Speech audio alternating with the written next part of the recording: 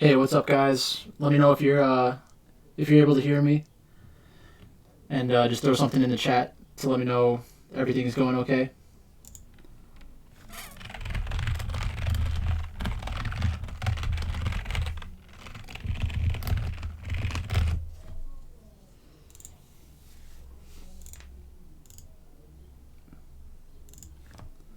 Just want to make sure we've got a couple more people in here before we start everything.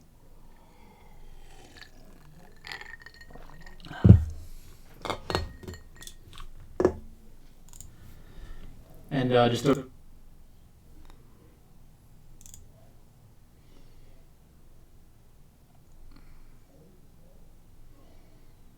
All right, cool. So, what's up, Joel? Thanks for your patience with everything before. It is very helpful that I'm trying to fix the echo right now. I think I have two different audio sources right now, but I'm fixing that as we speak. But yeah, like I said, Joel, thanks a lot for helping me work through that. Basically, what was happening is that I have a separate sheet like on my computer, and I was switching out some pages from my workbook that I use for myself, and I was putting that into like a public one that I can publish because I don't want to give everybody like 500 different tabs when they only really need like 3 or 4. So that is the explanation I have for that one. So if you guys want, just give me your opinion on tonight's slate, or like what you guys have been looking at. Hopefully you guys have some information that I'm working with. I'll try to have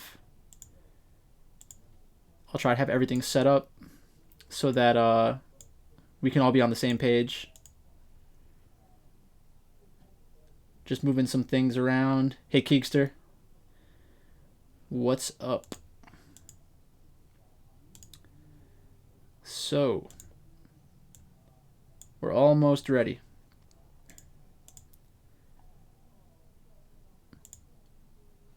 Just let me get the Draftkings.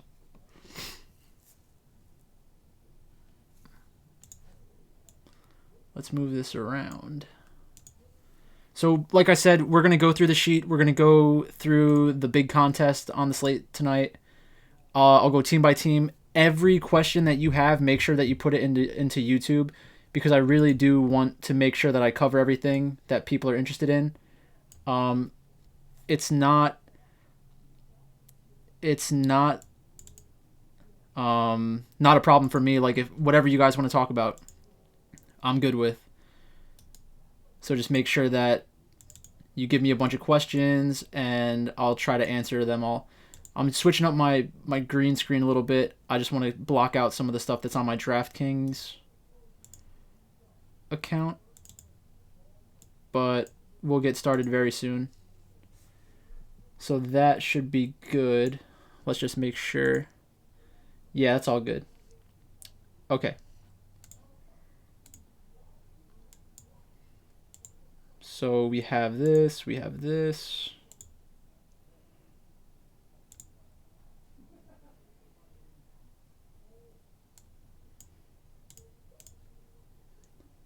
All right, cool.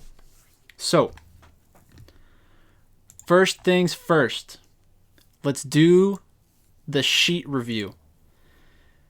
Thanks everybody for showing up. My name is Michael. This is League of Items, my YouTube channel. I play on DraftKings as Michael MCC 29. Everybody who wants access to the sheet, check out Patreon. The link will be posted in the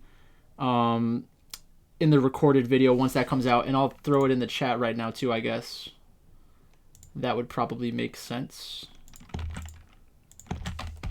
So that should link you to my Patreon. It's $5. I know that like it's tough times for a lot of people.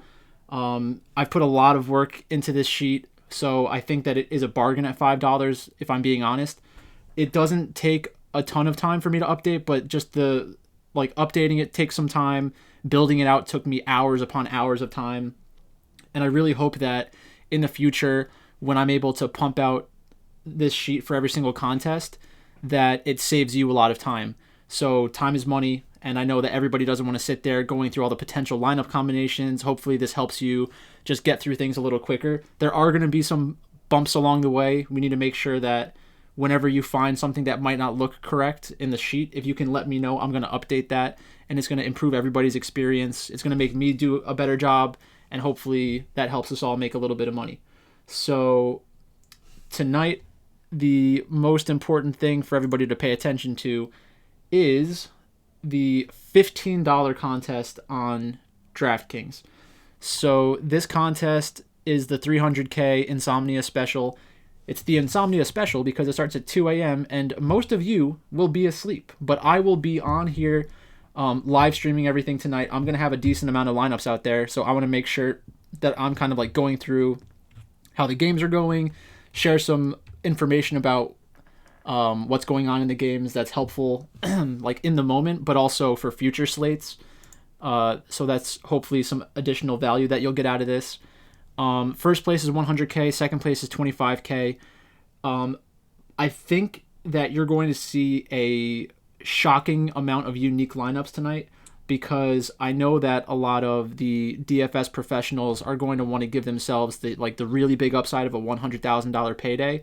Now, this doesn't mean that there won't be stacks at the top of the leaderboard, but I think that you're going to see some lineups that are duplicated 100 times and other lineups that have a chance of coming in first being duplicated like between 5 to 20 times. Hopefully that doesn't happen, because that kind of makes it a little less fun for everybody. But I mean, if you chop first through 10th, you're still going to walk away with over 10 grand, and you can't be mad at that. So before I get into the sheet, just give some people a little bit more time to look at everything and to like get into the live stream. If you have if you can retweet the tweet that I sent out, that'll help get us some more viewers. I'd appreciate that a lot. I just did that a couple of minutes ago. So one thing in regards to bankroll, like everybody should be able to figure out what kind of player they are. Hopefully we're all using only dispensable income on DraftKings. Like if you cannot afford to lose $100, do not put $100 on DraftKings. It's obviously very tempting to like just keep running stuff out there, but if that's going to hurt you financially and it's going to like change your life in some way, just make sure you're not doing that. Like I've been through it before. I understand like it's very easy to put money on DraftKings and potentially lose money on DraftKings. Like everybody goes through that emotional kind of like response to losing money. Everybody has their own kind of different way of internalizing that, but you got to make sure that this is something that's fun for you and enjoyable, and it can only change your life for the positive. And with a contest like what we have tonight, this can change a lot of people's lives. This $100,000, even $10,000, even $1,000. It's a great like thing to give yourself a chance at.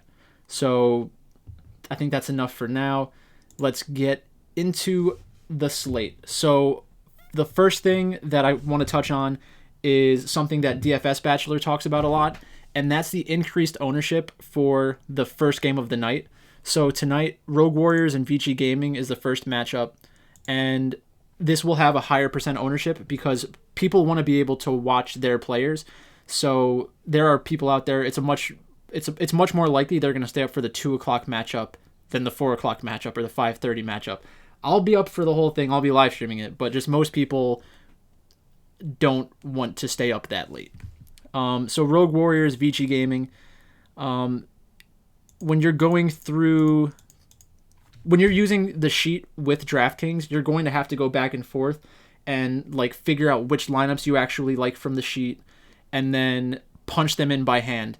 Now, there will be some of you out there who understand how to like manipulate the Excel spreadsheet and then create lineups with it, but I haven't done that yet, and I haven't made it available to everyone yet. It's a little bit more complicated than I thought it would be in the beginning, and I just want to make sure that I don't tell people like, listen, just do this, this, and this, and then you can upload 50 lineups at one time into DraftKings. Hopefully we will get to that point, so if any of you have additional experience with Excel and can teach me how to do that, that'd be cool. But for now, you're going to have to input these by hand. And that's not necessarily a bad thing. You just have to make sure that you're like meticulous with how you're punching your lineups in.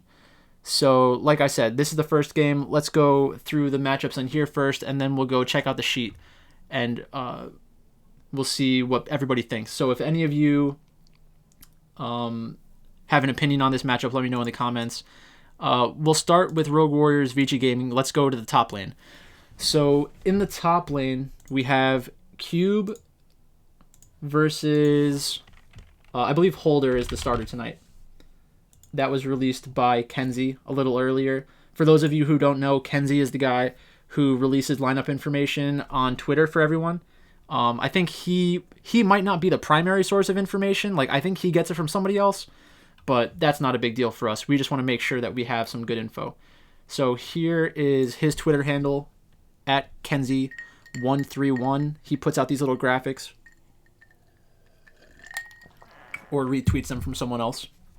I'm not sure. But we have Holder, Haro, Ruby, Zwuji, and Lei. And then we have Cube, Aches, Forge, Eyeboy, and Hang. And this is in order of their position. So this is the top laner, jungler, mid laner, AD carry, support, and the same for down here. This is the coach, Koma. He's one of the best coaches in the world. And that's why he went to China, because I'm sure that the owner of Vici Gaming gave him a briefcase of money and was like, "You're my coach now." And he was like, "Thank you. I would like money, please." Okay, so we have some comments. Devin says, "I really like Vici and Sunning."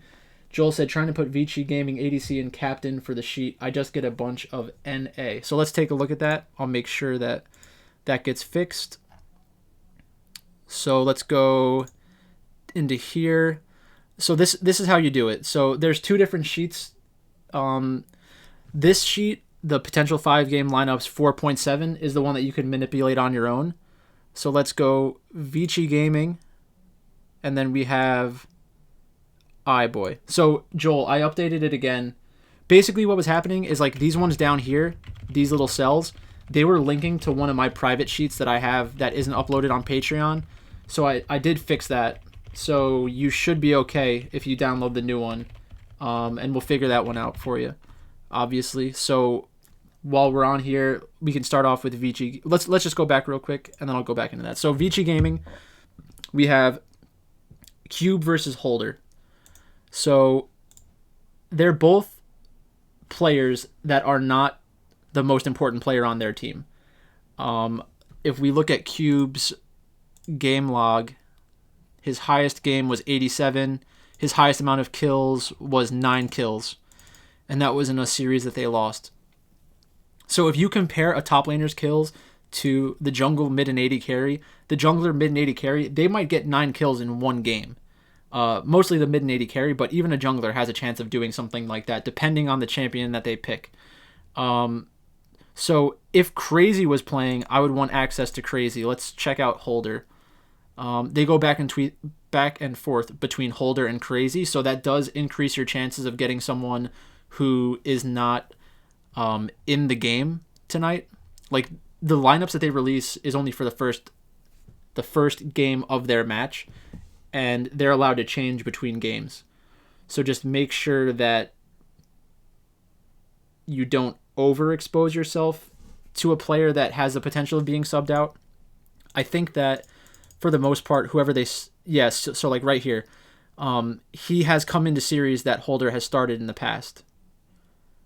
He's done it 1, 2, 3 times. They've switched him out at some point. So that's kind of scary to look at. 1, 2, 3. Yeah, they go back and forth. So just watch out for something like that. When teams sub out their top laners, one of two things happen. They either got destroyed in their game, like that player specifically got destroyed in their game, or they're playing for a specific matchup of champions, because players have different champion pools. Most top laners play all of the same champions plus some additional champions that are called pocket picks, which just means that it's something that they're good at that a lot of other players aren't.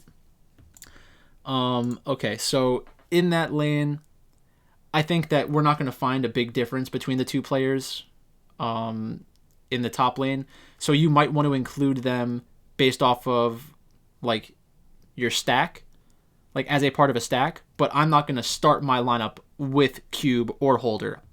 They're just not the kind of players that make me want to play them no matter what. So then in the jungle, we have Aix and Haro. Aix has had some good matchups, but this is another situation where he has a substitute, and Chieftain has played in the past, and Chieftain has scored some good points at different times. The one thing that I do like about Rogue Warriors is that they have the potential for a high amount of kills. And we've discussed this in the past on the different videos, the different streams on DFS Bachelor's channel.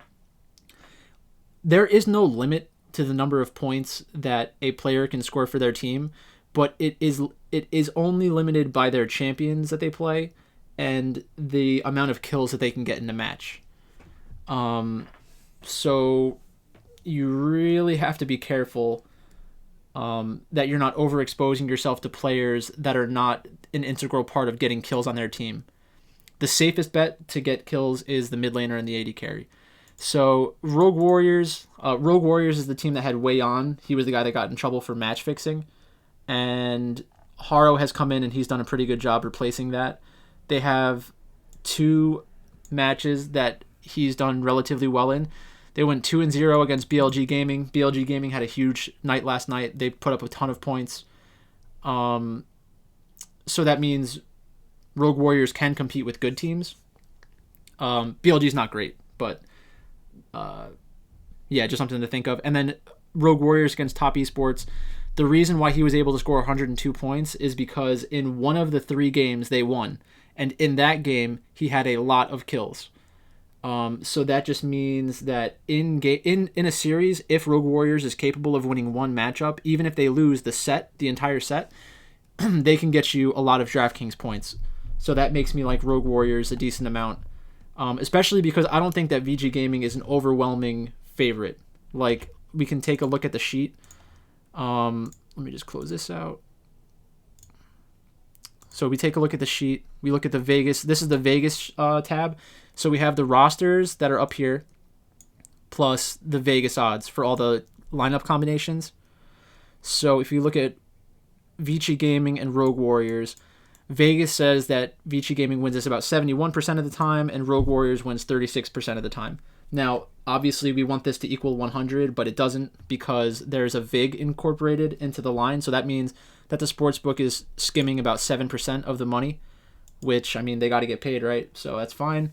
I think that this is a closer matchup than 71-36.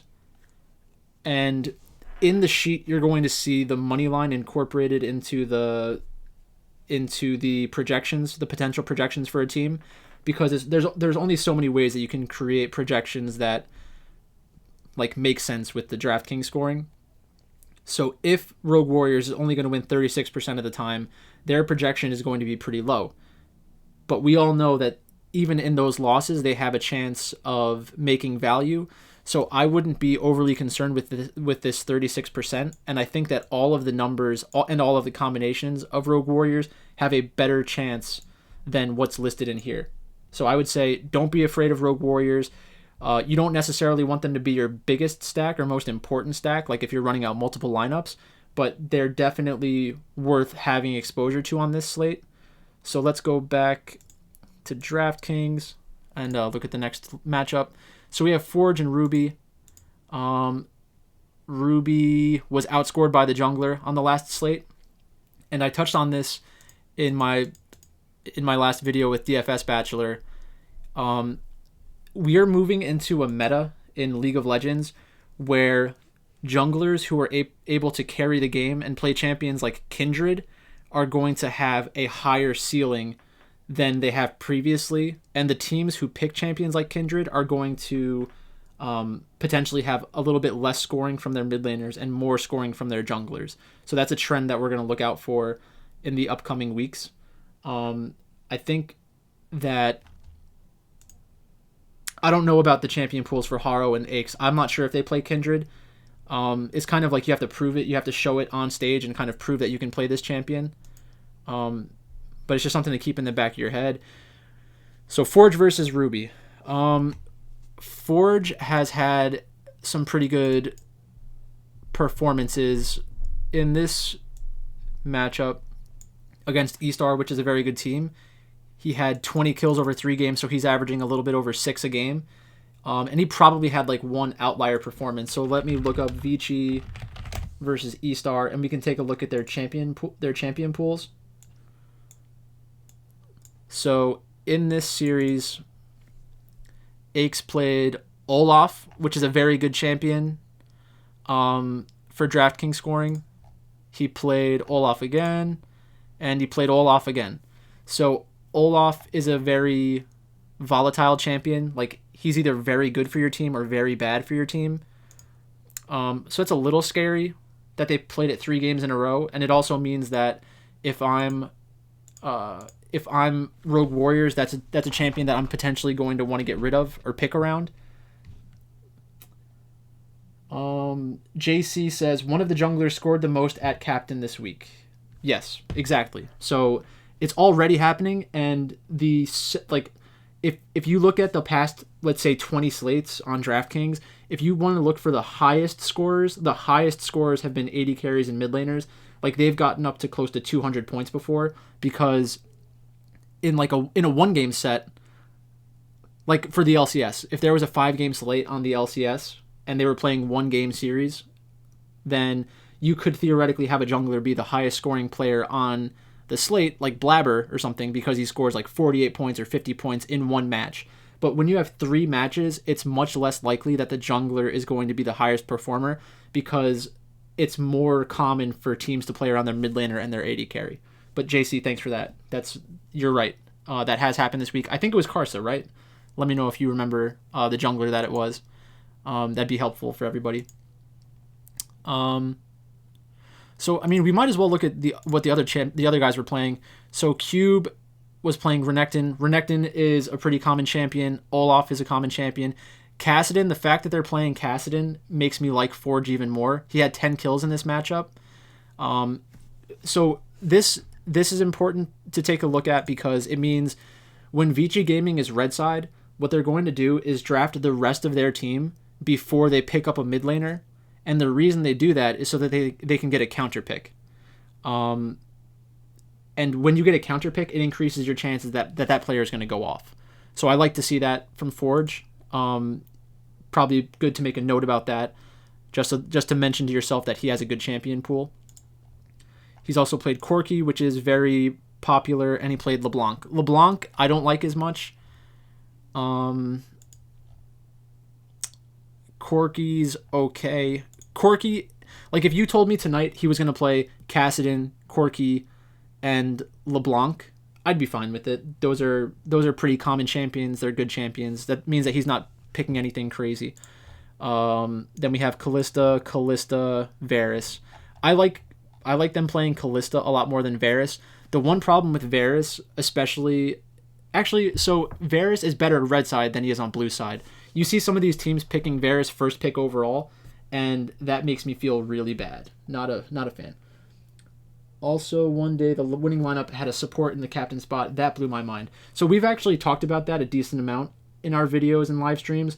The reason why that happens is because if there's a 3 game slate and all the favorites win, then you're going to need players from those 2 teams, and in order for those salaries to fit together, you're most likely going to need a support or a top laner.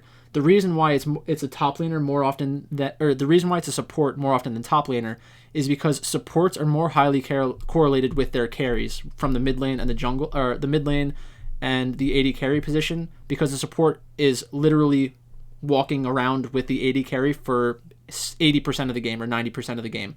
Top laners sometimes can be left to their own devices, and they have a wider range of outcomes. Okay, Keekster said, so what is the priority for captains again? Mid, AD carry, jungle, top support.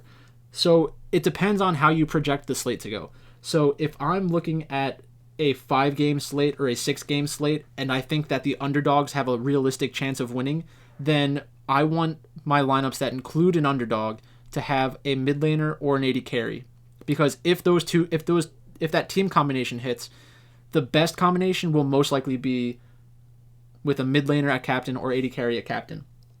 If all the favorites win and there are no underdogs that really perform that well, then you're going to have a jungler, a top laner, or a support.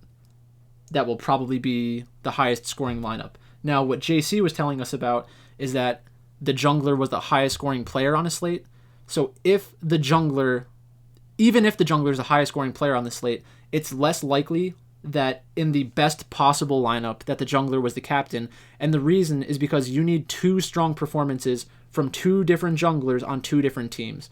And over 3 games, it's less likely for the jungler to be the highest scoring position on his own team, let alone 2 junglers on 2 different teams being the highest scoring players for their respective teams.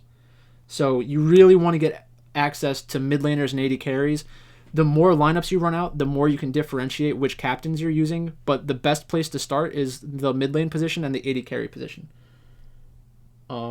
If you think that underdogs can win.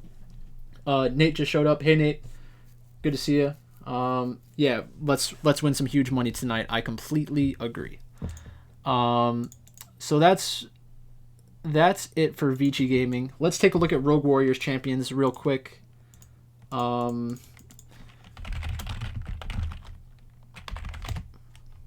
Let's just see what they did in their last one. So against Top Esports. Top Esports is a good team. So this is a good thing for us to pay attention to. So Haro played Graves, and this means that Haro can also play Kindred. So I'm much more interested in Haro at this point. Ruby plays Azir. Azir is a very common champion. Everybody that is a professional League of Legends player can play Azir, but just to like different degrees of success. Ornn is a very common champion. Senna is a very good champion, so I'm glad they picked that. I think in this game, it looks like they were red side every single game. Just got to make sure. Hey, John. John says, hit that like button. And I agree. Hit that like button. If you haven't shared anything yet, make sure you share or retweet my tweet so we can get some more people into here. Like the video, subscribe to the channel. Make sure that you subscribe to DFS Bachelor as well. We put up content on both of our channels pretty often. So just let's check again. So he played Graves, he played Lee Sin, and he played Rek'Sai. So those are 3 good champions. That means he has a good champion pool. Yeah, there's nothing concerning in any of these players' champion pools. So from this game, I think the takeaway that I would have is Rogue Warriors is better than a 36% favorite. I think they have a realistic chance of winning this matchup. The only concern is that Vici Gaming has one of the best coaches in the world. So their ability to make changes during the match is better than other teams. I would also say that I'm a little less excited about Rogue Warriors because Holder is playing instead of Crazy. But I like that Haro plays Graves. I think if Haro gets Kindred in one game and Graves in one game, like, he has a chance to go insane.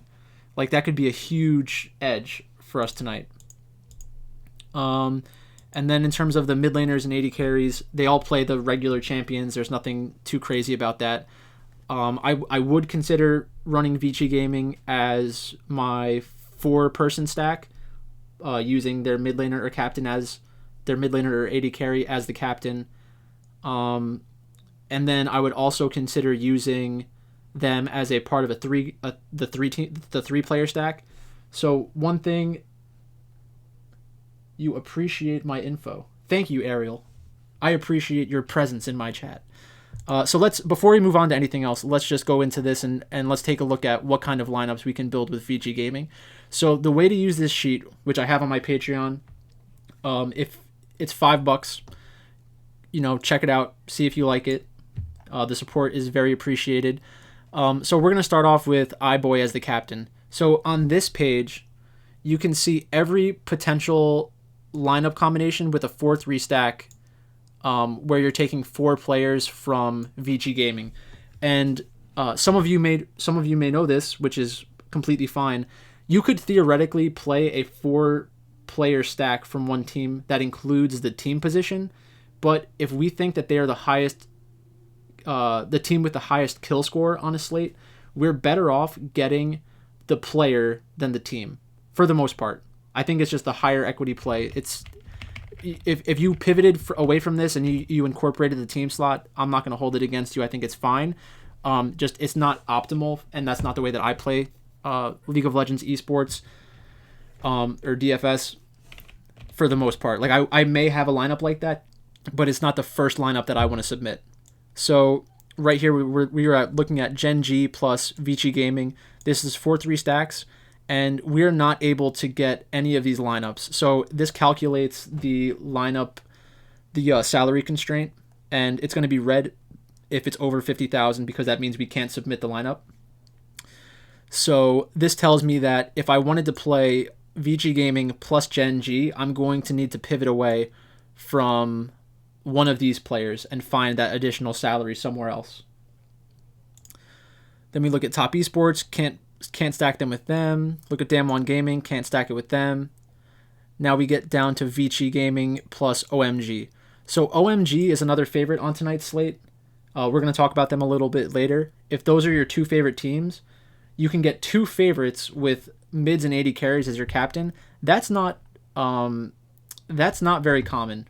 Most of the time, you're not going to be able to do something like this. And I think the reason why it's possible is because OMG is not a huge favorite, and OMG does not have high averages in terms of their fantasy point scoring. So just something to keep in the back of your mind. This is the kind of lineup that I would want to take note of and like make sure that I remember I could use a lineup like this because there is upside here. Then we have Vici Gaming, and then this is the Vici Gaming slot. And the reason why this shows up is because you have access, by switching out the captain team, which you can do right here. You can switch out what team it is by clicking on the drop-down menu, and then you can change your captain by using this drop-down menu. So you need to have it there for the other teams when the other teams are captains. So Vici Gaming is there. Sunning, you're going to have a favorite plus an underdog, so you're going to have some excess salary, and when you have excess salary you can kind of pivot away from things. So let's say you wanted to upgrade Sunning to Gen.G or something like that. Maybe you increase your chances of having a team that scores a lot of points.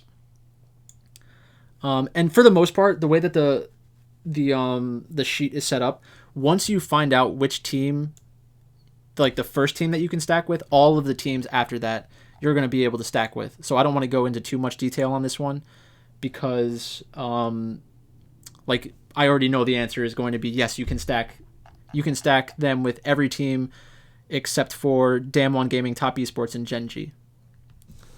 So let me get the notepad out. So Vici Gaming, stack with everyone except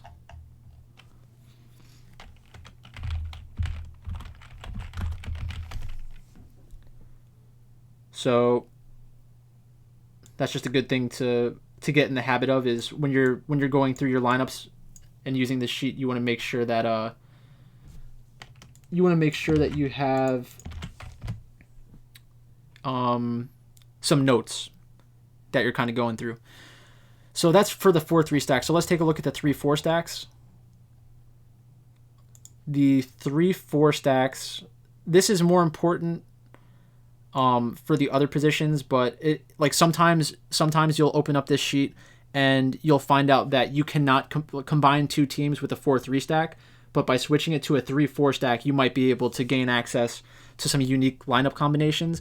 And sometimes you'll see like this lineup right here is like 51,100, but for some reason this other combination is like considerably less. Like obviously it's not this one, but I'm sure we'll find one during the stream that's different. So in this situation, if Vici Gaming is your top stack, there is no difference between using them as a 4-3 or a 3-4. It just depends on which team your captain is coming from, and like how you combine those two teams. So that's it for the AD carry, let's check out the mid laner. So if you go from once you switch out the captain, you have to go to a different part of the sheet. So like it goes AD carry 4-3, AD carry 3-4, and then you go to mid lane 4-3, mid lane 3-4, jungle 4-3, jungle 4-3, jungle 3-4, and it just continues on like that.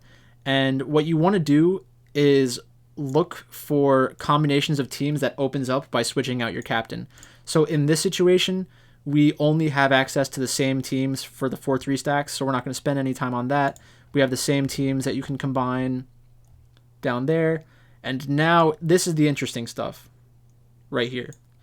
So you cannot do a 4-3 stack with Vici Gaming and Damwon, but you can do a 3-4. And let me just make sure that works.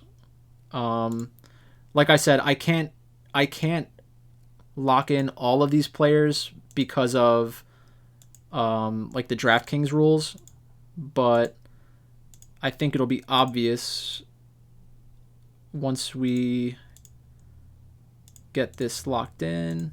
Yeah, so I would say this is where the sheet really comes in handy, is when it shows you a lineup like this. So Forge, Aches, and iBoy with Rascal, BDD, Life, and Gen.G. So that's a nice little lineup. I expect it to be duplicated tonight. Just make sure it's a good cash lineup. I think it's a pretty good cash lineup, and you can probably pivot away from this to do like Damwon plus Vici Gaming. Yeah, so that's a good lineup. That's a good find. I'm happy that we went through this one. So that just means like the way that the salaries are set up is there's some kind of like, not inefficiency, but it's a little different than you would expect, because the salaries for every player are normally like in line with their team. So then the rest of the lineup combinations are the same. So far we haven't been able to get many different kinds of lineup combinations with AD carry or mid laner, but we should hopefully see things change when we make it the jungler. And yeah, here we go. So if you want to do Vici Gaming plus Gen.G, there are 2 potential 4-3 stacks. If you want to do Vici Gaming plus Damwon, there's 4 stacks. The only one you can't combine them with in a 4-3 stack is Top Esports. So that's interesting. Okay. Just make sure any questions you guys have, let me know if you want to take a look at a different team or something like that. So 4-3 is a little more difficult. But when you do a 3-4, I would expect us to get some access. I guess not. Looks like they don't want you with Vici Gaming and Top Esports together tonight. And this is surprising. That means that one of these players is like a little bit more expensive than they normally would be.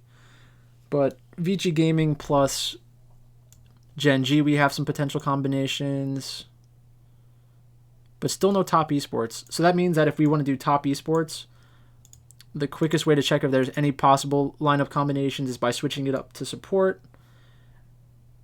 And then you go to the support section. And yeah, here we go. Now, if you have Vici Gaming as your captain stack, you can combine them with any team in a stacking formation.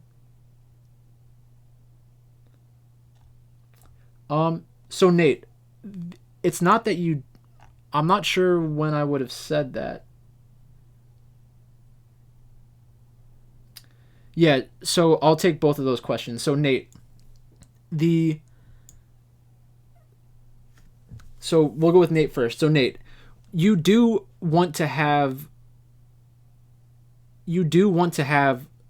exposure to lineup combinations that incorporate the captain from the team with the other carry from their team, because if they are like a 20 kill team or something like that, they can go from like 20 to 25 is normally the range that we want for one individual game. There is going to be a pretty high correlation between the number of kills and assists that everybody on the team has.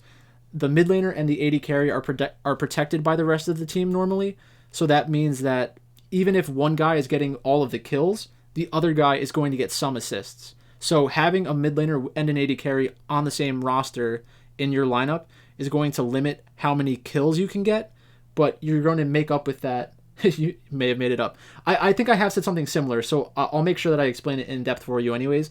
So I think what you may have heard me say is that when you're creating a lineup using a 4-3 stack or a 3-4 stack, there are combinations that are more difficult to justify, and it's specifically this column down here. So in this situation, we have, I'll just show it to you real quick. Let's go to mid laner because I think we realized that we had a good one down here. Where is it? So we do this one right here. So the difference between this lineup and the one that's right next to it is that this team has 2 carries from Gen.G, and this one has 2 carries from Vici Gaming. So if you're going to use your captain spot on a player, you want them to be the highest scoring stack of the night. Right? So unless there is some salary reason that you have to take both of the carries from another team that aren't in the captain slot, I would advise against it. So hopefully that helps explain. Joel said, I've noticed that when the team is in the captain slot, the team never goes into the team slot as well.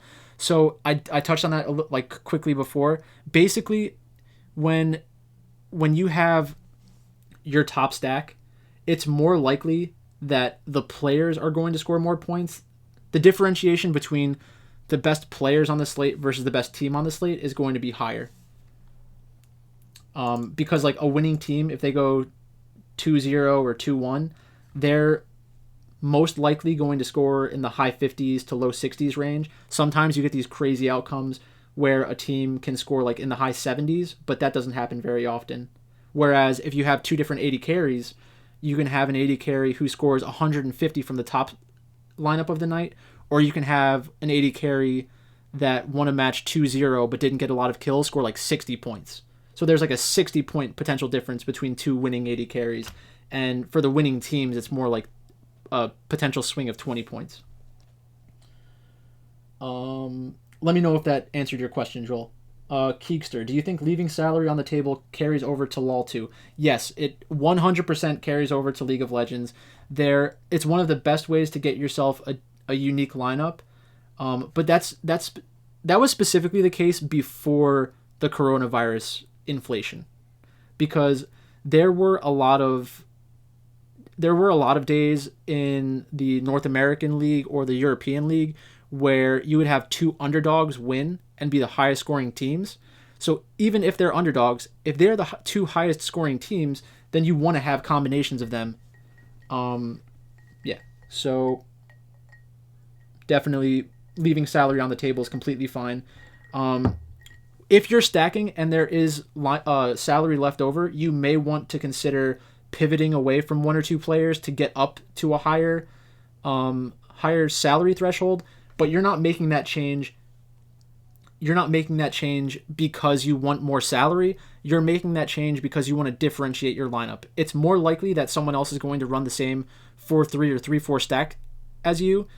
It's more likely that's going to happen than 2 lineups that are right at 50,000 incorporating 3 teams together is going to happen. Let me know if that made sense. I know it made sense in my head. Let me know if it made sense in your head. Just drinking some Coca-Cola. Enjoy Coke. Love Coca-Cola. I used to be addicted to Coca-Cola.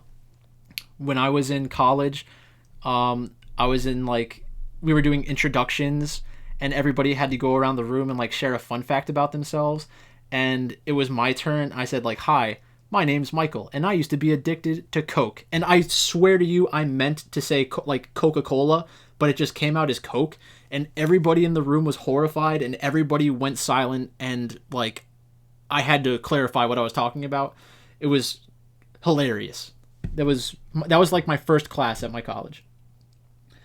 So then we have JC asks, what's the best correlation? Like ADC and mid and support.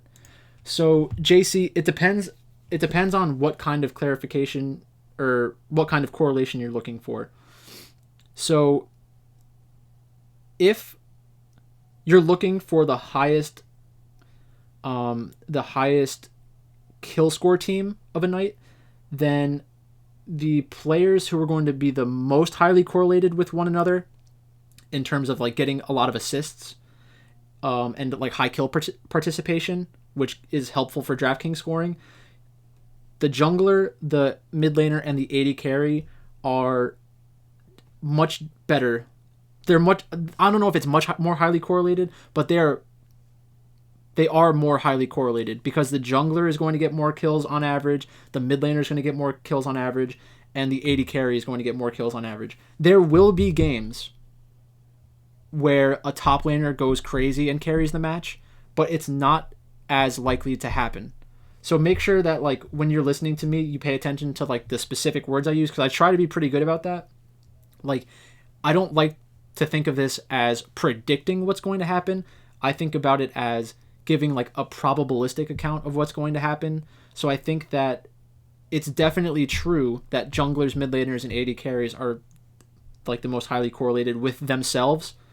So then it comes down to top, support, and team. Like, what kind of correlations are important to look out for? So for top laners, you want to look for past performances where they've carried a match and have gotten like over 5 kills or something like that, because it means that there are chances that they will pick a carry champion and be the most important player on their team. It's not often that happens though, and it happens for some players more than others. So if we look at Invictus Gaming, the Shy is somebody who was on Vayne the other day, and he carried the shit out of that game. That was an amazing game to watch. If you can look at the Invictus Gaming RNG series, if you haven't watched that already, if you want to look at some of the highlights from that game, look at the third game specifically when he plays Vayne. It's out of control. Like, it's just so cool. Like, his ability on that champion. He's one of the best top laners in China, and in the world. And then the last thing for correlations that I will say is that in a series where a team goes 2-0, the top laner, support, and team are going to perform better because of the game not played bonus. So the game not played bonus is 20 additional points if your team sweeps the other team 2-0. And the reason why it's so important is because 20 points for a top laner or a support is a significantly better outcome than it is for jungle, mid, or AD carry. So like, if a series goes 2-1 and the top laner is left alone for one or two of those games, he can win that series and still only score like 50 points, 60 points, even if the AD carry and mid laner score like 80 points or 90 points. Yeah, and the team gets a plus 15 bonus, not plus 20 bonus. But that's something that I've been thinking about more recently. So when I'm looking for the secondary portion of my stack, I always try to get teams that can go 2-0, like have a realistic chance of going 2-0. Jay Cutlet asks, best live dog. So if you can clarify, that would be good, because there are different ways to look at the like how good a dog is. So if you want me to tell you which dog has the highest percent chance of winning their set, that's different than which underdog has the best chance of scoring the most DraftKings points. Because on this slate specifically, I think that they are two different teams. So the best underdogs are Rogue Warriors, Sunning, and Team World Elite. I think these three underdogs have the highest percent chances of winning their matchups. So then if we go through and think about who has the best chance of scoring the most points on the slate, it comes down more to like, if they win, who will score the most points? And that has a lot to do with the opponent. So Vici Gaming, like I've said a couple times already, they have one of the best coaches in the world. If they lose a series, they're probably not going to be absolutely destroyed. They've been playing a lot better recently. which makes sense to me because like the more time that the coach has to spend with the players, the more he can teach them, and it's going to help their play significantly. So I would say that if I was ranking them, I would say Sunning has the highest percent chance to win their series. But I think World Elite has the best chance of being the highest scoring team if they win their series, because Top Esports is going to make them kill them a lot.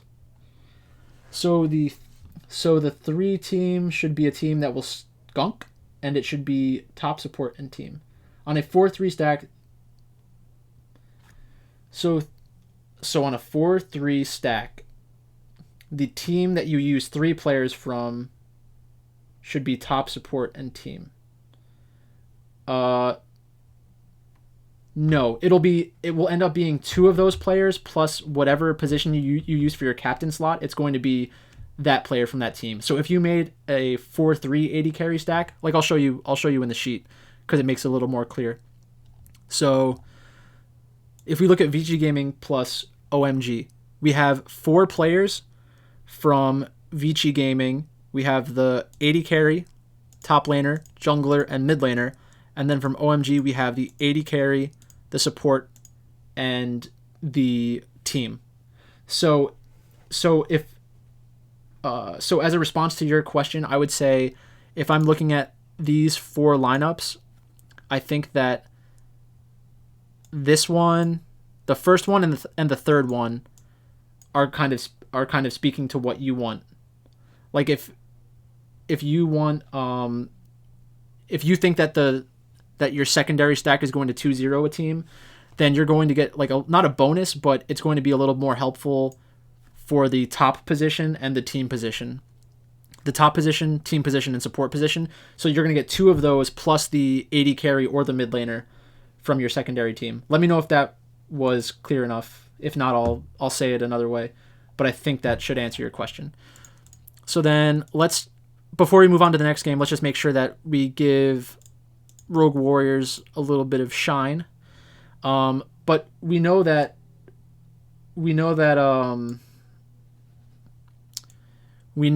every single lineup combination should work for an underdog. That's typically what we see. And the way to check that is by just using it with the AD carry and looking if it works with the most expensive team. So it does work with the most expensive team here.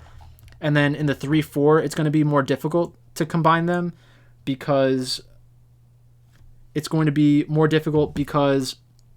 the more expensive team is your secondary stack when you're using an underdog as your primary stack. So Nate just said, all right, I just bought your Patreon info and retweeted. I hope you win and then give me a $1,000. Me too. I'm going to run max entries in the $4 contest, so if I win the top, I will buy you a 12-pack. A 12-pack of what? Coca-Cola, wink, wink, or something else? So I haven't looked at the $4 contest. Let's see what he's talking about. I'm not seeing the 20 entry. Okay, so he's talking about the Elder Dragon. This is a good contest for a lot of you guys if you want to try running out multiple lineups, but you don't necessarily want to spend $2,200 or $1,500. It's going to cost you $80. You could put out some like highly correlated lineups, and you still have a chance to make $2,500 for first place. This is a great tournament. I like tournaments like this a lot. So Nate, good luck tonight. I think that is a good contest for everyone. Okay, so let's go to what is the top scoring stack tonight per projections. The highest scoring game is World Elite versus Top Esports because both teams have shown that when they win or lose, they score a decent amount of points. But we're going to touch on that game last, so make sure you stick around for that. If Top Esports or World Elite wins, I think they have a very good chance of being the best stack on the night. And the reason that happens is because of the tendencies from the teams about how they play when they're losing. We've gone into that a little bit on other streams. So let's get ready for the second game. No problem, Nate. Keekster said he likes the 3-entry max contests. I think 3-entry max contests are very good as well. It's tough. It's tough competing with the max entry guys because max entries of 150 were not around for a very long time in League of Legends. So they have an advantage because they're more used to running out that many lineups, and they're more familiar with they're more familiar with using a projection system that can create 150 lineups where they like all 150 lineups. Like, I've tried doing that before where I make 150 lineups with a lineup optimizer, and I never like them as much as when I do them by hand. It takes a lot more time, but I'm much more satisfied with the outcome. So like the first tournament of the year when I won 10 grand, I built 141 lineups by hand, and it took me a lot of time, but I was very satisfied with the outcome. So the next matchup is Damwon Gaming versus Griffin. So let's go back to the first page, make sure we have the right lineups. So we have Damwon Gaming. They're 85% favorites, and Griffin is a 20% dog. So Damwon Gaming's right here. Them plus all the favorites, you have over a 60% chance to have all the players in your lineup win, which is a bonus. So like I said before, we go in here, we switch out the captain team to Damwon. It's more important to look at it's always more important to look at the favorites, because the favorites are going to be the teams that you have trouble stacking. Joshua says, how do you feel about stacking just one game? Stacking one game is a low percentage outcome, but it is a non-0% chance. So I think that a lot of people say it's like a losing proposition over the long term, but if you're able to identify matchups that have a chance to go off, then like you're fine. So like the Invictus Gaming versus RNG matchup from last week, that had a real chance of being the highest scoring stack on a slate. Now I do like game stacks more in slates that include one game matchups, because it's possible that you have one game, like let's say it was the North American LCS. There's a chance that Team Solo Mid can play against 100 Thieves and they can win the game 25-20 or 25-18. And it's possible that every other matchup is like 15-10 or 13-10 or something like that. So it definitely can happen. In order for it to happen in a slate with 5 matchups and each matchup is a 3-game set, it's less likely, but it's definitely possible. Definitely possible. And in that situation, you would want to get a team that has the upside of going 2-0 potentially. But I wouldn't tell you to never play stacks, and I would never tell you to not play one game stacks. And I would also say, don't always do it either, because that's a little crazy. It looks like Spanish. This is English. I promise it's definitely English. So this is how you use the sheet. Is first in the first page, you're going to see all of the rosters, their team's percent chance to win, and the implied win percentage that their money line means. So the reason this is important is because sportsbooks want to make money. And in order for you to beat the sportsbook at minus 1,250 odds, you need to break even at 93%. So that it's a tough bet, you know. They're trying to limit how much exposure they get by putting up a line like that. So it's just about like how often do I have to win in order for me to make money, or at least not lose money. And then down here we have, this is the Vegas Matrix. Has nothing to do with the Matrix, but that's what this is called. So it goes team by team. So if you see Gen.G, you cannot do a Gen.G plus Gen.G stack. So that number is not there. But if you can figure out a combination with Gen.G and Damwon Gaming, then that's a 79% chance that both of those teams will win. And I think everybody who's watching this probably knows at this point, you want to get players from winning games. It's possible that you can roster somebody who loses a series 1-2 and still returns good value and is a part of a top stack, but it's just less likely. So always make sure you check this out, because if you find a team like an underdog that you think just has an incorrect number, it'll show you how big of an advantage you have on the slate. So let's say you really believed in Rogue Warriors tonight, and you thought that in reality they were really going to win this matchup 60% of the time, then that means you have a 24% edge against everybody else who's making lineups, because you're going to feel a lot better about using Rogue Warriors in your lineups.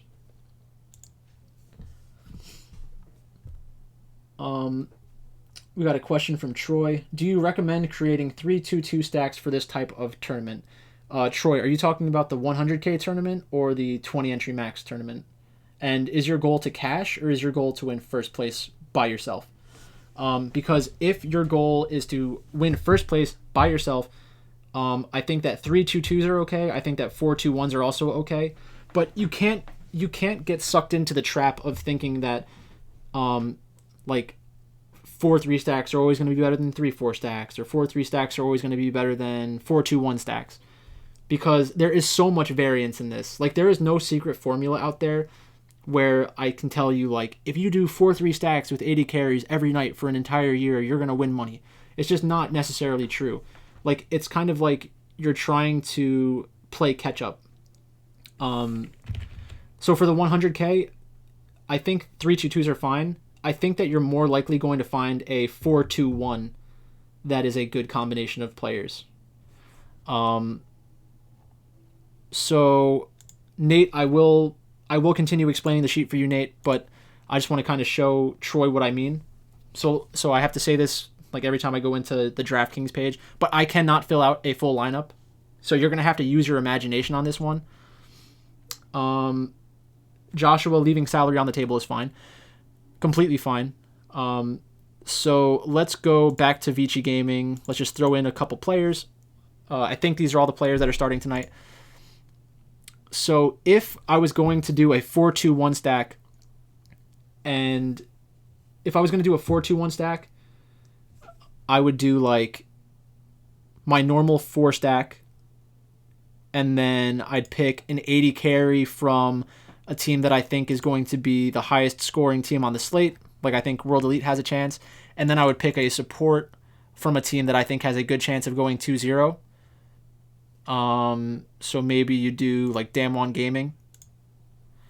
And then you'd have to fill in the last player. So the reason why I would do it this way is because you give yourself a little bit of a differentiation. So let's say for some reason Damwon Gaming gets 2 games of Senna support, and Fodic gets 2 games where he plays a Felios, then it's possible that Senna, barrel playing Senna, will score like a higher creep score and more kills than normal.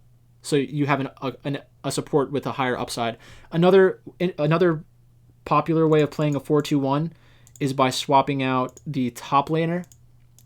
And the reason that this is pretty popular is because you can get those performances where the top laner is the carry for their team for 1 game. So if you're going to do something like that, you want to make sure that you're picking a player who has a good champion pool and can carry their entire team. So I think Morgan is the kind of player who can do that. So let's say World Elite wins 2-0, but isn't the best stack on the slate, but Morgan has like 1 or 2 crazy games, then I could see him being the best top laner on the slate. And then let's say Gen.G just goes out of control and dominates APK, then you have 6,100 to pick another team. And again, you would want to find a team that has the upside of going 2-0. So what else do we have? What will be the chalky stack today? Gen.G, top esports, VG, Gen.G, top esports, VG. So I think that top esports and Gen.G is going to be the most popular out of what you listed. I think top esports is going to be very popular on this slate because World Elite scores a lot of points, they get a lot of kills, and they give up a lot of deaths when they lose. So that's a good situation. And then Gen.G and Damwon Gaming are such huge favorites that I think they're both going to be pretty popular as well. Yeah. So where were we? We were doing Damwon Gaming and explaining the Spanish sheet to Nate. My nose is itchy. Allergy season. Unlucky. Okay, so Nate, now we're back in the sheet. These are the rosters of all of the players, and we get that it's like an import from this. And you could theoretically change out teams. Like, let's say you wanted to make top... Does it not work anymore? All right, the drop-down list doesn't work on the sheet that's on Patreon right now, but for tonight, you shouldn't need it. As long as this one works, you're fine. And this one. So this is all good. This slot right here lets you change your captain team. So let's say you wanted to look at all of the potential 4-3 and 3-4 stacks for Damwon Gaming. You go to this drop-down list, click on the team. See, it changed all those players from Damwon to OMG. And now we're going to switch it back to Damwon Gaming. That's going to change this as well. So this means that these are your active captain players. And you can sort through who you want to have locked in as your captain. So I always like starting with the AD carry because the AD carry is normally the most expensive player on his team. And if it's not the AD carry, it's the mid laner. So then we have our captain stack set.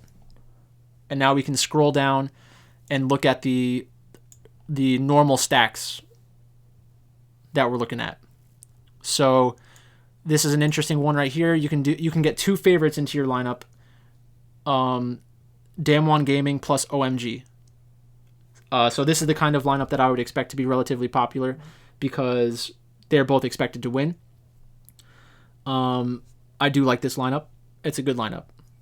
And then for best practices, I would always say make sure you have a notepad open, either on your computer or that you can write down and just keep track of which kinds of lineups you want to potentially look at. So, just take that into consideration. So I would take note of this one. And then once you get past the favorites, every combination works with the underdogs. So if you think Damwon Gaming is going to win and you think that one of the underdogs has a chance of winning, then the mid stacks and the ADC stacks are going to be probably the best on the night. Probably. There are situations where like an underdog can win and still not outperform a jungle stack or a top stack or a support stack, but it's not common. Like that's not the most likely outcome. And then if we start looking at 3-4 stacks, we can still only get them lined up with OMG and all of the underdogs. So then we go into... So that means that we're done with AD carry for Damwon Gaming. Then we go to the mid laner, and you have to go down further in the sheet to the mid spot. And again, you just have to look for what potential combinations work. So again, you can do Damwon Gaming plus OMG, and that's the only double favorite you have access to. And then when we're doing 3-4s, Damwon Gaming plus OMG, and then all the underdogs. So that means you have to go down again. And it takes a little bit of time, but this is really the most user-friendly way to look at things because it's easy to say, like, I want to look at all the potential lineup combinations for this team with this captain and then scroll up and down this sheet. It's a lot more simple than the next sheet that we're going to look at. So Joel asks, do you recommend stacking the last game since both teams score the most, even though you know one team is going to lose? Your sheet has them projected the highest outcome. Yeah, so that is a possible winning lineup. I really do believe that.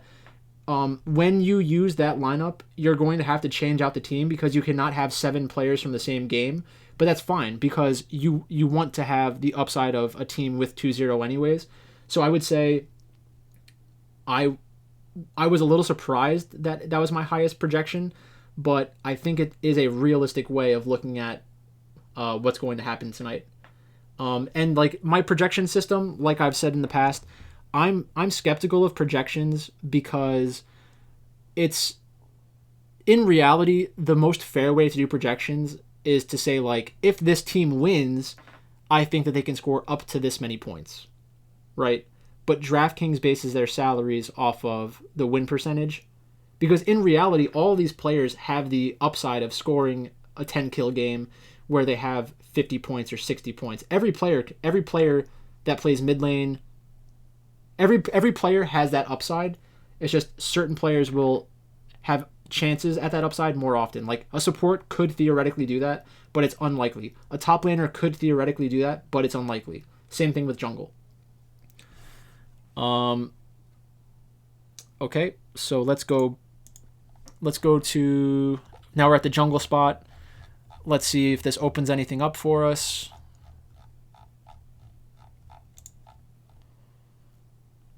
And it looks like it opens up Vici Gaming. So I would take a note of that saying like mid laner and 80 carry mid lane and 80 carry captain equals OMG as the highest combination team, and then jungle equals Vici Gaming highest combination team, and then you would still have access to all of the underdogs obviously, and then we'll go to top.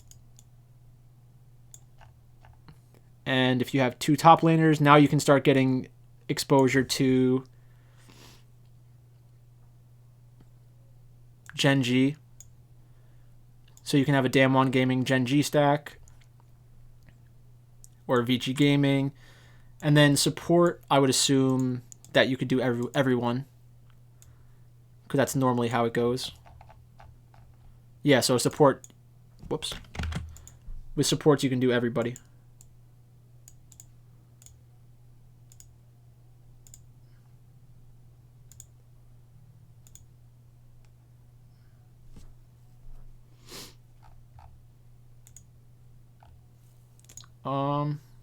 Okay, so let's go into the game breakdown. So Nogri is a very good top laner. Let's take a look at their last matchup. That was last night, right? Damwon. I guess it wasn't last night. But they beat T1. So that means they're a good team. And they were at Worlds last year. So, I mean, it's obvious that they have skilled players. So if we're looking at the champion pools, I like to see Senna. I like to see Gangplank for Nogri. It means that he's a carry player. That gives him some additional upside. This was actually a very cool game because Beryl was a support as Maokai and the 80 carry was playing Senna. That basically reverses their roles where the support laner gets like a higher kill upside, a higher creep score upside. No worries, Nate. Glad I could help out. So that was game 1. Or that was game 2. And then game 1, again, Nogri playing Jace. That means that he has high upside. Damwon Gaming got Senna twice. And like T1 was probably just skill testing themselves because you don't want to give teams Senna often. That decreases your chances of losing, in my opinion. It increases your chances of losing. And then Canyon played 2 games of Trundle. Trundle's not the highest upside jungler. I don't like seeing that. And Damwon Gaming has been like a lower kill score game in general. If using an optimizer, I should make a rule that says for my 3-man stack to use 2 of top, support, or team. That is pretty good, yeah. I mean, it depends on the optimizer that you're using, and you have to make sure that you like what it's spitting out. Personally, I've never really enjoyed the experience of using optimizers. I feel like I have so little control, and that I'm kind of like pulling like a slot machine lever and just hoping that I put in the right inputs and got the right lineups that I like. So that does scare me a little bit. But I think as like a first pass, if you wanted to spit out some lineups that you can consider, I think that that's a good way to create some lineups. The one thing that you have to be careful with is that if you make that rule, you're probably not going to have any top support captains, and there's a chance that those are the best possible lineups, so just make sure you're taking those into consideration as well. So if we're going lane by lane, Nagri versus Untara. Untara is probably going to start tonight, but they have been using different top laners. Nagri is definitely the better side of that matchup. Canyon versus Tarzan. Tarzan is a better player than Canyon, I believe. Just based off of what I've seen, like from the eyeball test, I would say Tarzan's better. Showmaker versus Ucal. Showmaker is probably the better player. And then Ghost versus Viper. They're pretty similar.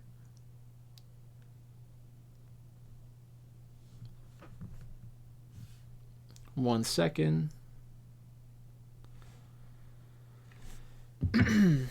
So, Damwon Gaming against SKT, they went 2-0, and Showmaker only scored 77 points, and their AD carry only scored 66 points. I think that that's going to scare some people. It's the upside of your players that you're drafting is more closely associated with the enemy team, though. And I've been trying to get better numbers that can prove that.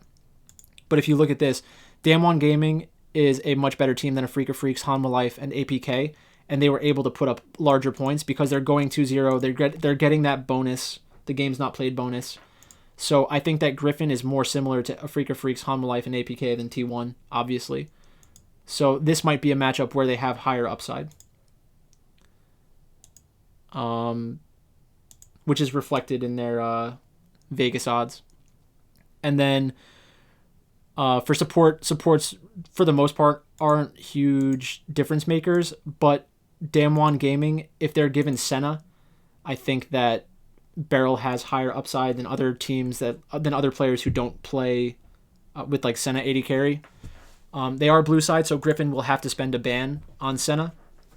I think that Damwon Gaming is the extreme favorite, and for very good reason. I'm not going to have much exposure to Griffin tonight.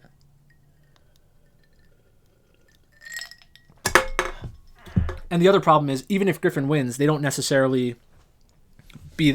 to necessarily be the top stack. So I'm afraid of them tonight. And they don't have I don't think that they have the 2-0 upside. So that would make them, if I was using Griffin, I would only use them as the 4-3 stack, not including the team. Okay, so let's go to Sunning and OMG. This is the closest match of the day, I think. This match is going to be close, and I think the Rogue Warriors Vici Gaming series is going to be closer than most people do. So we have Curse. Let me make sure that we still have the right lineups. You always have to double check. Okay, so it's Bin versus Curse. Bin had a good series last time, but they were playing against V5. Sunning is very focused around playing like a team fight heavy game, and this matchup is going to come down to who is able to exert their authority. So in terms of what stacks are going to be possible, OMG, you should be able to stack everybody with OMG. But let's give it a look just in case. Yeah, so if OMG is your top stack on the night, you can make almost any combo stack you want. The reason why these 3-4 stacks are unavailable is because the more expensive team is the secondary stack. But there still are some combinations that make that work, like Damwon Gaming or Gen.G. So the times where I would use a 3/4 ADC captain is when I think that OMG is going to be the highest kill score team on the slate, but Gen.G is going to score more points from games not played.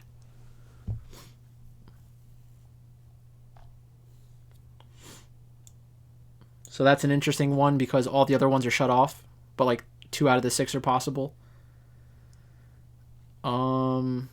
Yeah, so OMG and Sunning, you can basically combine them with anybody, so this sheet is not as important for them.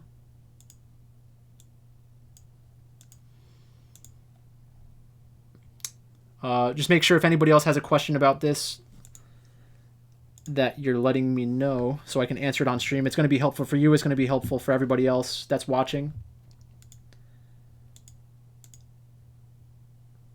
Who do I consider better, Canyon or Clid? Clid is definitely a better player. That doesn't always mean that they're going to have a better Draftkings performance, but I typically want to roster as many highly skilled players as I can. And I'm pretty sure Clid plays Nidalee, which is a potentially very good champion for DraftKings scoring. Like Nidalee, Graves, and Kindred, I think that Clid can probably play all 3. I think Clid also plays Jarvan a decent amount. So that's enough for the Sunning OMG series. Like I said, you can basically stack whoever you want from this game. I don't think it's going to be the highest scoring game on the slate, but like you might want to get exposure to them anyways. Then we have Gen.G versus APK. APK has been playing well recently. They have some big 2-0 wins, but they typically don't perform well against the best teams in Korea. And they just lost to Griffin. So they're going to be even more contrarian than they normally would be. You're welcome, Troy. No problem. So if we're looking at this, Gen.G is going to be a very big favorite. Jump back in the sheet. Gen.G, 93% chance to win. So their projection is going to be higher because of that.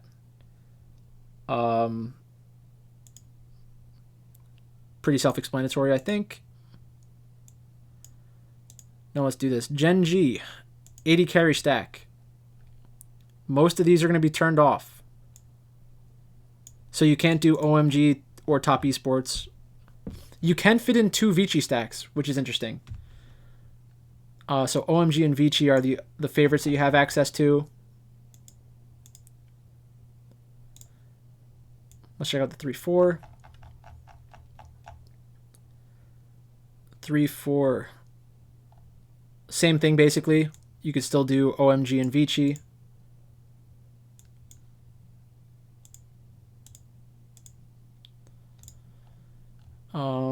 Jump down to mid.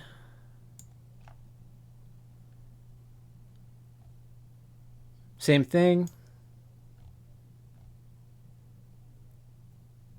Yeah, Nate. I'm gonna do that one last once I get through the last game, because I'll show you how it all kind of fits together. Because the third sheet requires you to have opinions, because you need to be willing to filter out different outcomes.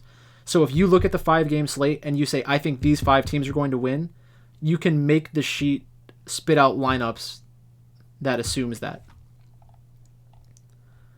So mid 3-4, still the same thing. So if you want Gen.G paired with another favorite, you can have some setups where it's 280 carries or 2 mid laners, but just not with the other huge favorites. So then jungler, now we get to Clid, which Troy was just asking about. Same thing up here. And then there's no new lineup combinations. So you're going to have to use some pivots if you want to get access to those guys. Now we're on Rascal. And now we can get combinations with every team. You can do all the 4-3s, but not all the 3-4s. So if you want to do Gen.G plus top esports, you're going to have to use a support as the captain, or use some kind of pivot. And then the support's always going to work. Yeah, so for that game, Gen.G, if you think they're going to 2-0, they're definitely worth rostering. I think APK, theoretically, they do have a chance to win one game and put up some huge numbers, because in order for APK to beat Gen.G, they need to get a lot of kills. So I would consider having very little exposure to them. I think that the ownership percentage for APK, I would assume everybody's under 10%, probably closer to 5%. And then for Gen.G, I would think everybody's like between 30 to 40%. One thing to keep in mind is that Gen.G is from Korea, so people just assume that Korean teams don't score as much. There are some numbers that support that, but it's not for every slate. So you do want exposure to Gen.G. Then the last matchup of the night. This is the most important matchup, and we're gonna go through this one. We're gonna look at champion pools and do everything for this one, because I think this is very important for this slate. So, Team World Elite, their last series was against LGD. LGD is a better team than they've been performing this year. Keegster says, really like the World Elite stack tonight. We'll also have a lineup with TES. Yeah, so I guess before we move on too fast, one thing to consider when you're looking at like what lineups are going to run out, it does make sense to create some hedge stacks. So let's say you were going to do 10 stacks of World Elite, or let's say you were going to play 10 lineups and you wanted to have exposure to both sides. I would say make 9 of one team and 1 of the other, just so that you're not completely dead if you're wrong. So if we're looking at champion pools, Team World Elite plays Ornn, Jarvan, Azir, Misfortune, Leona. This is a very like combo intensive lineup, which is okay. It's good for Draftkings because it means that all the players are going to be highly correlated with one another, but it does kind of decrease your chance of winning the game, because like a champion like Misfortune has a lower damage ceiling than some other AD carries, so just be careful with that.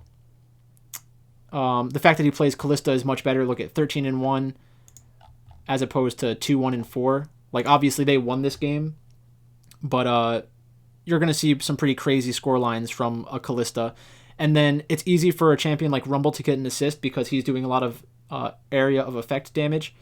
And then this is the kind of performance you want to see from a top laner who you're going to incorporate into a 4-3 or 3-4 as the secondary stack, because this means that he can carry the game.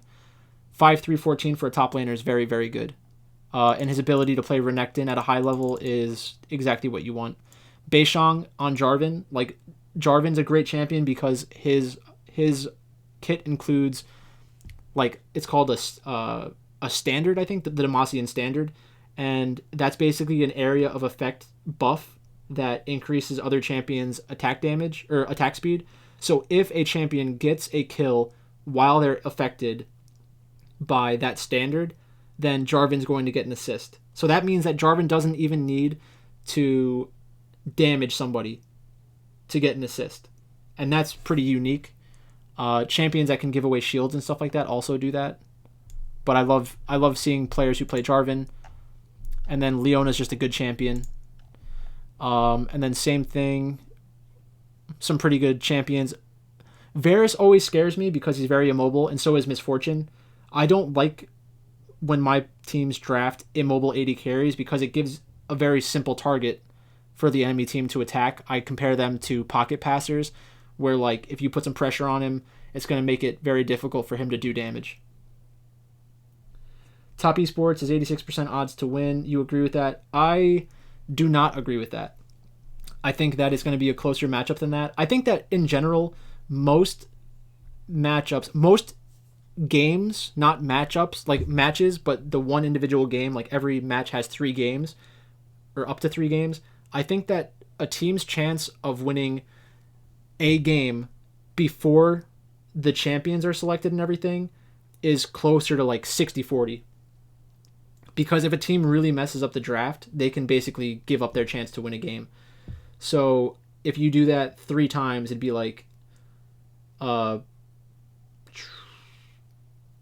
what, like, points, like 0.666 times.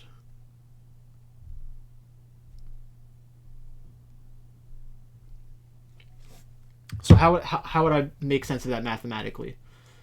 The chances of a team winning one game is closer to 60-40. They're saying that it's 86%. I think that's mostly because of it's inflated because of public perception, and they want to make sure that they're not taking too much money on Top Esports. Top Esports should win this matchup 60, 65, 70% of the time. So you're just getting it at an inflated number because I think without having any statistics to back it up, I would assume that favorites get much more money placed on them than underdogs in general for esports. So that was World Elite. Let's look at Top Esports. Wait. Top Esports.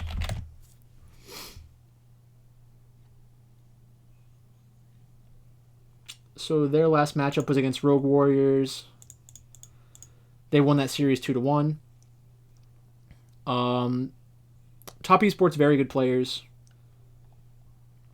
You have 369 playing Vladimir. That's a carry top laner. Karsa played Gragas. It's a pretty good champion. Not my favorite champion. Then you have Callista from Game 1. Game 2, Top Esports played Malphite, Galio, Misfortune, and Nautilus. And this is something that I mentioned in the video on DFS Bachelor today. Galio is a champion that I would expect to see more and more play, and that decreases his chances of getting a lot of kills, increases the number of deaths he's probably going to have because he's an initiator and a tank. But you should also see an increase in assists because of how he can help his teammates. Like, Galio is a champion that players who play for their team, they'll pick it up.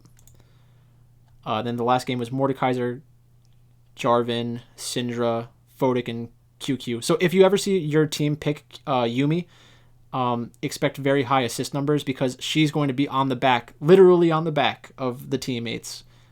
She's a champion that like attaches herself to other champions. So we had Jarvan, Gragas. So I really like Karsa for that reason. 7-3 and 21. That's just a wild game. And that's why he was, I think, one of the highest scoring players on that DFS slate. So I mean, I like both sides. These are two of my favorite teams. One line I have leaves 2K on the table. Is that okay?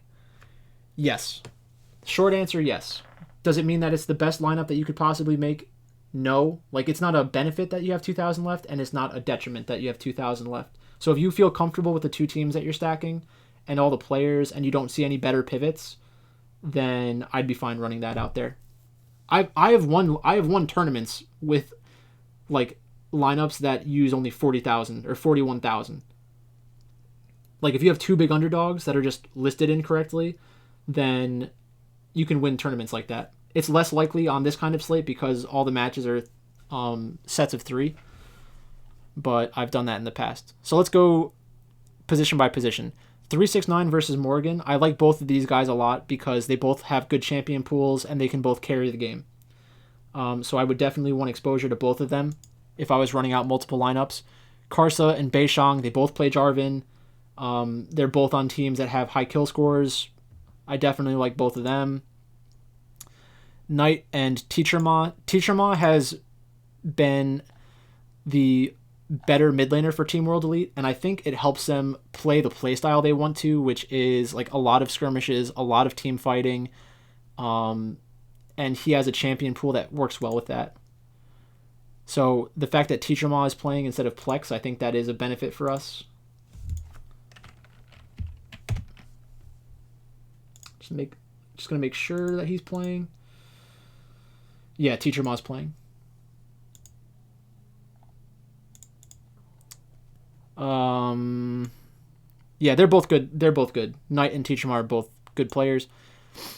Fodik and Jiaomeng, they're both good players. Same, like, if you're getting exposure to these teams, you want exposure to these players specifically. The one thing that I would mention for top esports is that I do think it's possible, not likely, but it's possible. It's not 0% chance.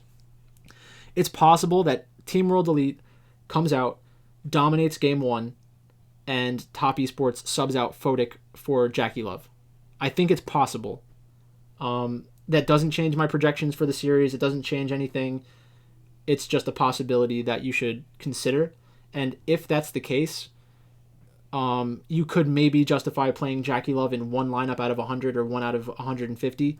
And you could also justify building a team where you do a 4-3 stack or a 3-4 stack that does not include Fodik. QQ is the one starting tonight, and then missing. Same thing. They're both good players. If their team performs well, they're going to perform well. And then the team is the team. So let's go into the last sheet. Okay, so again, when you're looking at this sheet, you're basically looking at 4,500 lineups. Well, between 4,000 to 4,500, depending on like what you have filtered out. So what I've done here is I filtered out all of the lineups that don't fit into the salary requirement. So like if you go down, you should see no lineups with red in the salary column. The cheapest one would be a Griffin and APK stack, and the chances of that working is 3%, so that's very low. And even if both of those teams won, the chances of this being the best lineup from it is like just not possible. If I was stacking two underdogs, there's no way I don't have their mid laner or AD carry as the captain. So just so that we're all reading this the same way. So this lineup number, this isn't important. This is just was a way for me tracking how many lineups I was creating. The lineup type, this is something that you might want to become more familiar with because it explains to you what kind of stack is included in the lineup that you're looking at.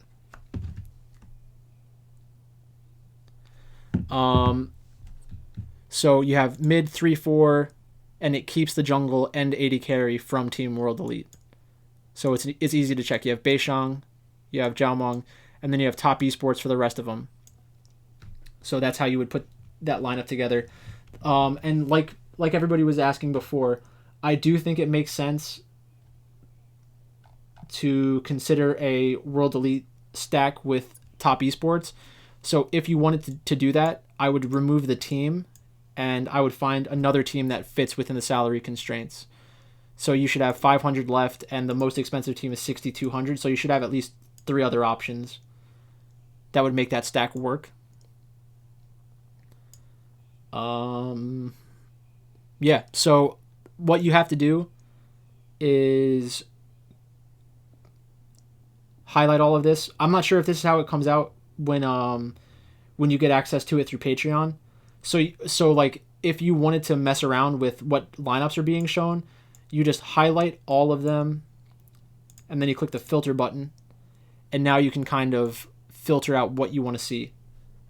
So somebody in chat, give me a player that you want me to look at captain lineups for. Somebody give it to me. We're waiting until somebody gives me a player. I'm going to go have to walk my dog soon because it's going to rain outside, so hurry up. We don't have all night. I have to make my lineups.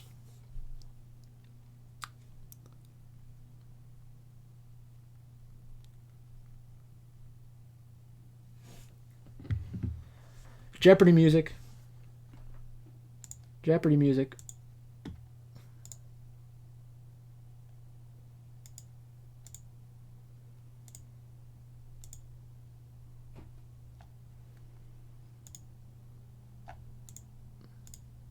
I would sing the Jeopardy music, but I don't want to. And my voice is kind of hurting. I've been talking a lot. Angel. Devin LaRing. the savior of the people. All right. So now we're looking at all of the possible angel lineups. Game theory, you watch your tone, young man. Go walk my dog then. I will walk my dog. So let's see. We have Teacher Ma. So we have 90 different lineups with Angel as our captain. There are different ways to sort this. So right now, we can go to the result tab, and this is going to use the projections, which, like I always say, projections are kind of scary. They're not predictive. And these projections are just based off of the salary, which is based off of Vegas. So this is basically what Vegas is saying these players will score. Okay? We're all on the same page? If they do better or worse than this, please don't yell at me. It's the best I could do for now. I'll try to create some kind of proprietary projection system and break the League of Legends DFS code, but until then, this is the best we have. So lay off my back. If you want to sort it by result, this is how you would look at it. This is saying that the best combination for Angel, which is from Sunning, would be Sunning plus World Elite. So this lineup is predicting an upset of World Elite over Top Esports.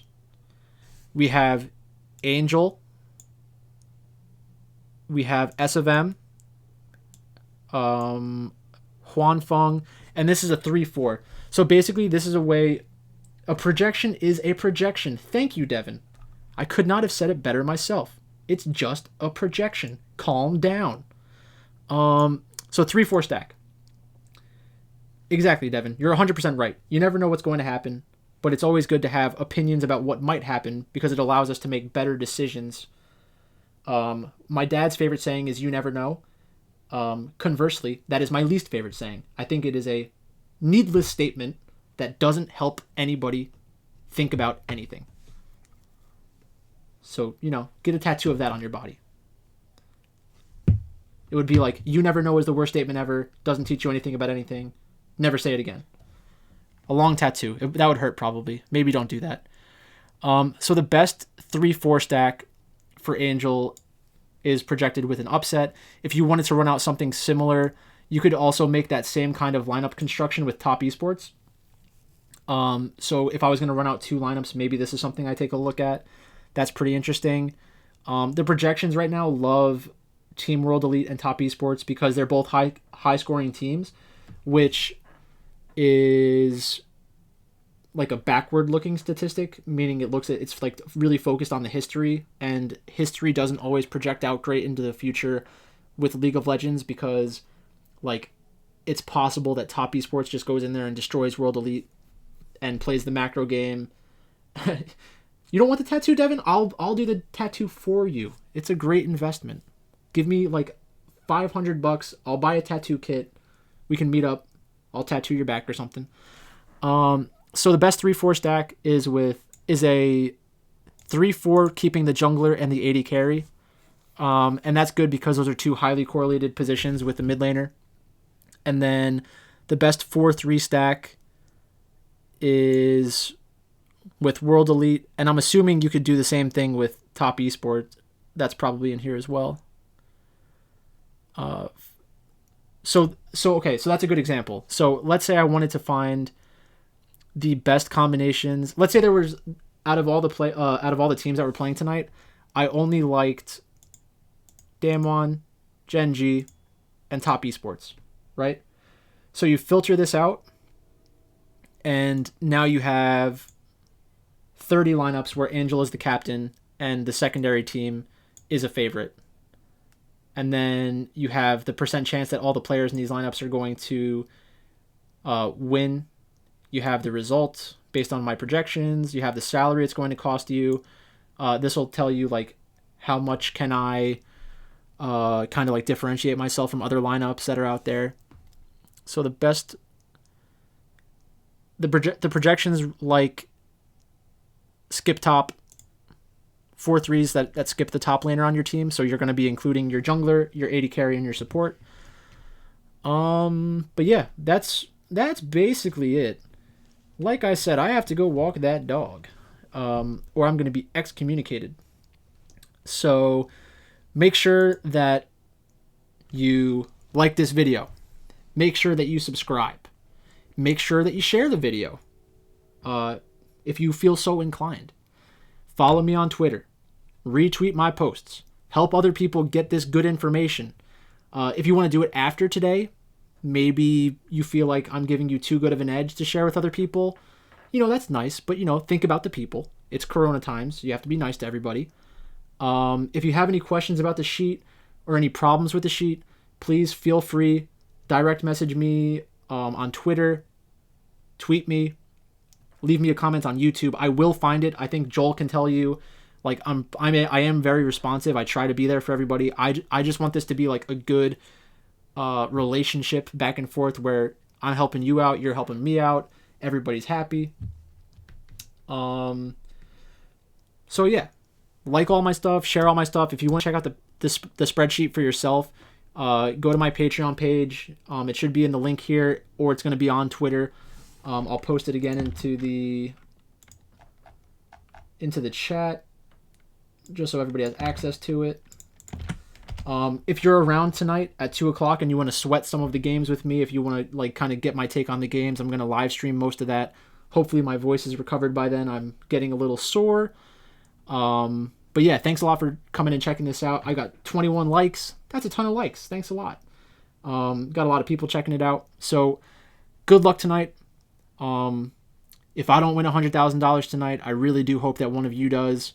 Maybe we can chop it. I'm not against the chop. So make sure, be smart out there. Don't spend too much money that you don't need, right? Just make sure you're not giving away too much money. Gotta be smart. Thanks a lot again, and I'll see you guys soon.